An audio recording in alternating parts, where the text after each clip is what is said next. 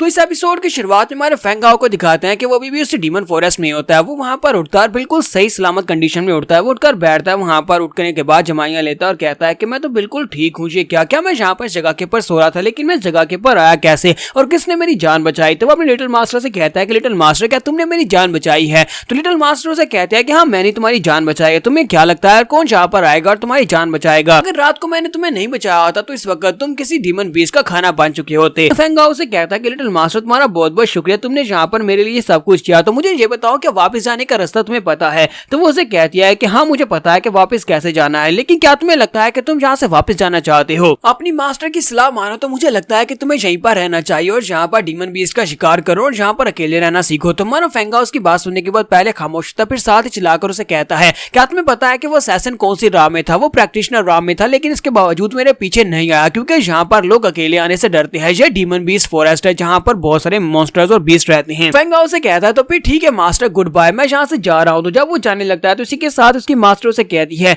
क्या तुम अपनी बाकी की सारी जिंदगी यहाँ पर एक लूजर की तरह गुजारना चाहते हो। क्या तुम यहाँ पर एक कचरा बनकर अपनी जिंदगी गुजारना चाहते हो और अपनी फैमिली को हमेशा खतरे में डालना चाहते हो। तो फेंगाओ उसकी बात सुनने के बाद वहीं पर रुक जाता है, जबकि उसकी मास्टर से कहती है लास्ट टाइम क्या हुआ, एक प्रैक्टिशनर राम का असैसिन आया और उसने तुम्हें यहाँ पर लाइफ एंड डेथ सिचुएशन में डाल दिया। अगर अगली बार इस तरह का कोई प्रैक्टिशनर आता तुम्हारी फैमिली के ऊपर अटैक करता तो फिर मुझे ये बताओ कि तुम क्या ही कर पाओगे। क्या तुम वहां पर बस उसके हाथों से मर जाओगे, तुम्हारे फादर और बाकी के सभी फैमिली मेंबर्स भी वहां पर मारे जाएंगे। इसलिए मेरी मानो तो यहाँ पर रुको, यहाँ पर मॉन्स्टर्स का शिकार करो, अपने आप को स्ट्रॉन्ग बनाओ। यही तुम्हारे पास एक तरीका है अपने आप को स्ट्रॉन्ग बनाने का। ऊपर से तुमने मास्टर डीजिंग को भी यहाँ पर वादा किया था कि 3 साल के बाद तुम उसको हरा दोगे। क्या तुम 3 साल के बाद इस तरह उसे हराने वाले हो। अभी तुमने कितना अरसा गुजार दिया, लेकिन इसके बावजूद तुम्हारी कल्टीवेशन जरा सी आगे बढ़ी है। तो क्या तुम्हें लगता है कि तुम उसको हरा पाओगे। फेंगाओ की बात सुनने के बाद कहता है कि लिटिल मास्टर तुमने बिल्कुल ठीक कहा, मुझे लगता है कि मुझे यहाँ पर डीमन बीस्ट माउंटेन को कंकर करना होगा, यानी कि यहाँ पर सबसे स्ट्रॉन्गेस्ट मॉन्स्टर्स को भी हराना होगा और एक बेस्ट मार्शल आर्टिस्ट बनकर यहाँ से निकलना होगा। मास्टर आगे से खुश होती है और कहते हैं चलो फिर ठीक है। इसी के साथ ही वो से कहती है फिर ठीक है अब तुम्हें यहाँ पर मॉन्स्टर्स का शिकार करना होगा। नेक्स्ट सीन में फैंग मैंशन का दिखाया जाता है, यानी फैंग फैमिली का दिखाया जाता है। तो वो असैसिन मार खाने के बाद फैंग फैमिली में आता है और फैंग फैमिली में आने के बाद उनको सारी बात बता देता है और कहता है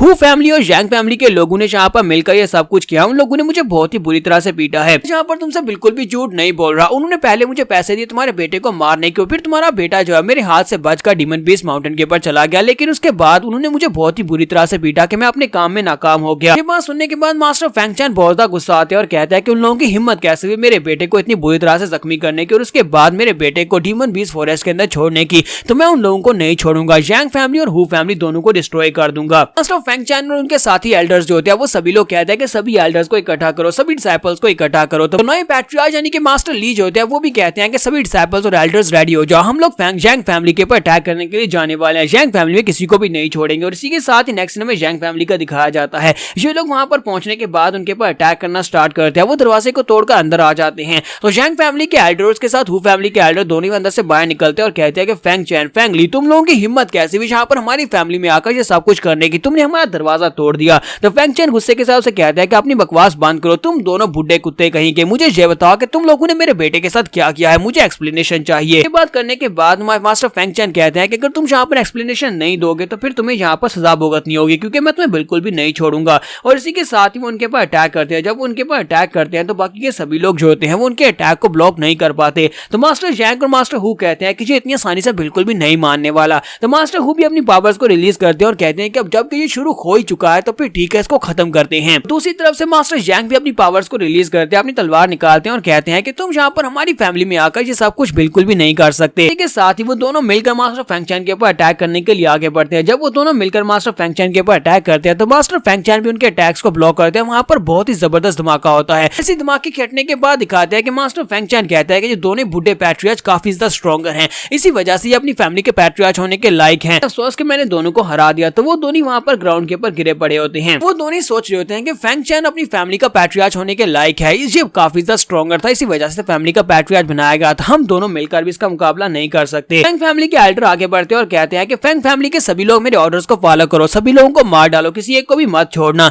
तो डिसाइपल्स भी कहते हैं हाँ ठीक है हम किसी एक को भी नहीं छोड़ेंगे, सभी डिसाइपल्स को भी मार डालेंगे। जैसे वो लोग आगे बढ़ने लगते हैं इसी के साथ उन सभी के ऊपर प्रेशर पड़ता है। कोई उनसे कहता है कि यहीं पर रुक जाओ, तुम में से कोई भी आगे नहीं बढ़ेगा। मास्टर फेंग कहते हैं कि ये अचानक से इतना जबरदस्त प्रेशर कहां से आ रहा है, क्या हमारे सिटी में जूलैंड सिटी में भी इस तरह का पावरफुल मास्टर है जो इतना जबरदस्त प्रेशर को रिलीज कर सकता है। तो ऊपर मास्टर ओजैंग को दिखाते हैं। मास्टर ओजैंग रयू जो के दूसरे मास्टर होते हैं, लेकिन यहाँ पर जो ऑक्शन हॉल है उसके केयर टेकर होते हैं। तो वहाँ पर आए होते हैं और उनसे कहते हैं कि मुझे वैसे तो यहाँ पर तुम लोगों के फैमिली मैटर्स में आने की जरूरत नहीं है, लेकिन यहाँ पर अगर तुम लोग ये सब कुछ करोगे तो इससे बहुत ज्यादा नुकसान होने वाला है, क्योंकि तुम तीनों यहाँ पर तीनों बड़ी फैमिली से ताल्लुक रखते हो। अगर यहाँ पर तीनों में से 2 फैमिलीज डिस्ट्रॉय हो जाती हैं तो फिर पूरे का पूरा यूलैंड सिटी इसका जो संतुलन है वो बिगड़ जाएगा। वजह से मैं चाहता हूँ कि तुम लोग यहाँ पर फाइट ना करो। तो फैंग फैमिली के एल्डर से कहते हैं लेकिन इन लोगों ने पहले हमारे बेटे के ऊपर अटैक किया, इन्होंने हमारी फैमिली के जीनियस फैंग हाओ को बहुत ही बुरी तरह जख्मी किया, यहाँ तक कि उसे डीमन बीस्ट फॉरेस्ट में एंटर होने पर मजबूर कर दिया। इस वजह से हमें यहाँ पर इंसाफ चाहिए और हम लोग इंसाफ लेकर रहेंगे। बस सुनने के बाद मास्टर ओजैंग रयू थोड़ी देर के लिए खामोश होते हैं, फिर साथ ही कहते हैं लेकिन मैं नहीं चाहता कि तुम लोग यूलैंड सिटी में खून खराबा करो, मैं नहीं चाहता कि तुम लोग यहाँ पर एक दूसरे की जान लो। तुम्हारा बेटा अभी तक जिंदा है और अगर वो अभी तक जिंदा है तो फिर मैं अपने लोगों को वहाँ पर भेजूंगा माउंटेन के ऊपर, ताकि वो तुम्हारे बेटे को ढूंढ कर ला सके। फैमिली के यंग मास्टर को अगर जिंदा लाया जा सके तो फिर तुम लोग आपस में फाइट नहीं करोगे, अगर वो मर गया तो उसके बाद तुम लोग जो चाहे वो कर सकते हो। लोग कहते हैं तो फिर ठीक है, हम लोग यहाँ पर आपकी बात को मानते हैं। तो फैंग फैमिली के एल्डर कहते हैं अगर वो हमारा लड़का जिंदा वापस आ गया तो फिर तो इन लोगों की खैर है, लेकिन अगर हमारा बेटा जिंदा नहीं आया तो फिर हम लोग यहाँ पर आएंगे और दोनों फैमिलीज को बर्बाद कर देंगे। मास्टर फैंग चैन और बाकी के सभी एल्डर्स वहाँ से वापस की तरफ मुड़ जाते हैं, जबकि मास्टर फैंग चैन जाते हुए उन्हें धमकी देते हैं और कहते हैं कि बस दुआ करो कि मेरा बेटा ठीक हो, क्योंकि अगर मेरा बेटा ठीक नहीं हुआ, अगर मेरे बेटे को कुछ भी हुआ तो फिर तुम सभी लोगों के साथ जो कुछ होगा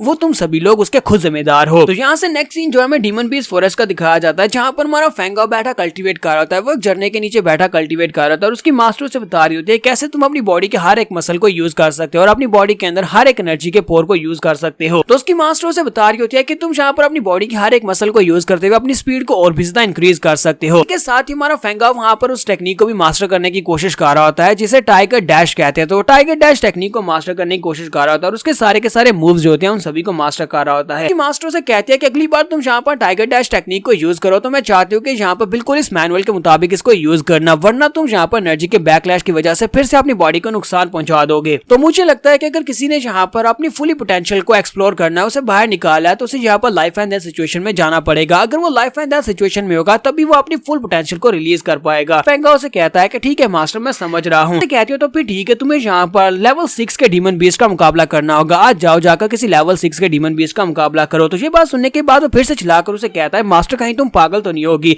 मैं यहाँ पर लेवल 6 के बीस्ट का मुकाबला कैसे करूंगा। और इसी के साथ एक लेवल 6 का बीस्ट वहाँ पर पहुंच जाता है जिसे रोरिंग फ्लेम बीस्ट कहते हैं। फैंग हाओ उस फ्लेम बीस्ट को वहाँ पर देखने के बाद रोना शुरू कर देता है और कहता है कि नहीं, मैं इससे फाइट नहीं कर सकता क्योंकि मेरा लेवल इससे लो है और मैं इससे फाइट कैसे कर पाऊंगा। मॉम, मुझे घर जाना है। तो बीस्ट जल्दी से जंप करते हुए उसके ऊपर अटैक करता है। जब फैंग हाओ के ऊपर अटैक होता है तो बड़ी तेजी के साथ उसके अटैक को अवॉइड करता है। तुम्हारा फैंग हाओ कहता है हालांकि इसका लेवल मुझसे हायर है, लेकिन इसके बावजूद मुझे लगता है कि मैं इससे फाइट कर सकता हूँ। यहाँ पर सामने काफी सारा धुआं होता है और उसी धुएं के अंदर से फ्लेम बीस्ट फिर से जंप करते हुए उसके ऊपर अटैक करने के लिए आगे बढ़ता है। तुम्हारा फैंग हाओ कहता है कि मुझे नहीं लगता कि इसे और ज्यादा गुस्सा दिलाने की जरूरत है, क्योंकि ये तो पहली बहुत ज्यादा गुस्से में है। ऊपर से मैं इस जैसे बीस्ट का मुकाबला डायरेक्टली बिल्कुल भी नहीं कर सकता। लगता है कि मुझे यहाँ पर लार्जर अटैक्स करने के लिए इसको डिस्ट्रैक्ट करना होगा, पहले मुझे इसका ध्यान भटकाना होगा। ये एक मॉन्स्टर है और मॉन्स्टर्स के पास दिमाग नहीं होता, तो मैं यहाँ पर अपने दिमाग को यूज करते हुए इसे आउटस्मार्ट कर दूंगा। तो यहाँ पर हम लोग अपने एपिसोड 13 का एंड करेंगे। नेक्स्ट एपिसोड में देखेंगे कि हमारा फैंग हाओ इस फ्लेमिंग बीस्ट का मुकाबला कर पाएगा या नहीं, से हरा पाएगा या नहीं। एपिसोड की एक्सप्लेनेशन अच्छी लगी हो तो कमेंट करके जरूर बताइएगा। चैनल को सब्सक्राइब कर दे, वीडियो को लाइक और शेयर कर दे। शुक्रिया।